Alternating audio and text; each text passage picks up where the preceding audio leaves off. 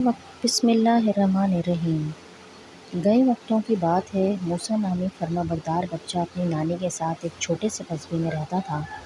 ایک دن اس کے قصبے اور آس پاس کے علاقوں میں ایک ایسی وبا پھیلی جس کے باعث موسیٰ کے والدین فوت ہو گئے۔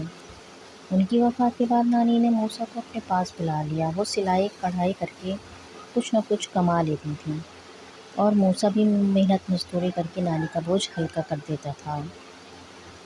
اس طرح سے ان دونوں کا گزارا ہو رہا تھا۔ وقت گزرتا گیا، نانی بوڑھی ہو گئی، ان کی نظر بھی کمزور ہو گئی، پھر بھی وہ کھانا پکانا اور گھر کا کام کر لیتی تھیں۔ موسیٰ اب جوان ہو گیا تھا، گھر کی ساری ذمہ داری سے کندھوں پر تھی۔ گرمی کے دن تھے، خالد کھیت میں کسان کے پاس مزدوری کر رہا تھا۔ گرمی کے سبب اس کو چکر آیا، وہ گر گیا۔ موسیٰ کو طبیب کے پاس لے کر گئے۔ طبیب نے دوائیاں کھانے کو دیں اور محنت مشقت کا کام کرنے سے منع کر کے آرام کا مشورہ دیا۔ ایک دن ایک فقیر نے موسیٰ کے گھر کے باہر صدا لگائی۔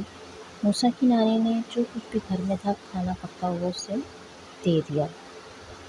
وہ فقیر ان کی نانی سے بہت ہی متاثر ہوا اور بہت ساری دعائیں دیتا ہوا چلا گیا۔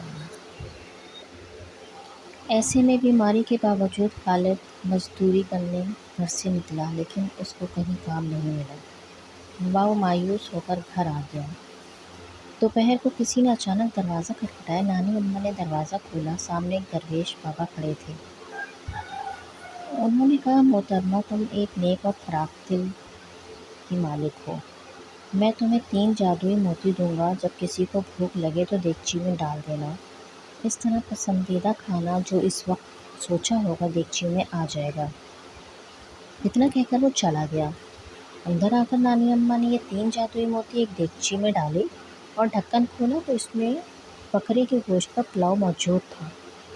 اس طرح روزانہ ایک نیا کھانا انہیں کھانے کو مل جاتا۔ موسیٰ اور نانی اماں کے تو مزے ہی آ گئے، بلکہ وہ پورے قصبے کو بھی کھانے تقسیم کرنے لگے۔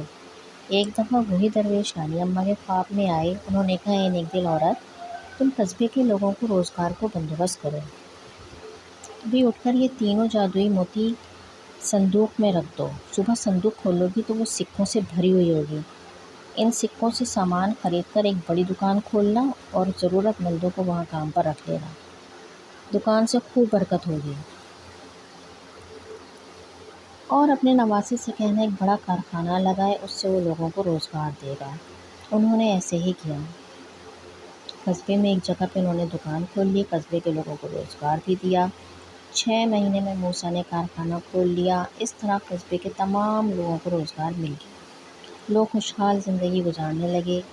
بچوں، حالات سے تنگ آ کر کبھی مایوس نہیں ہونا چاہیے ہے۔ اللہ سب کی مدد کرتے ہیں، بس محنت سے جی نہیں چرانا چاہیے ہے۔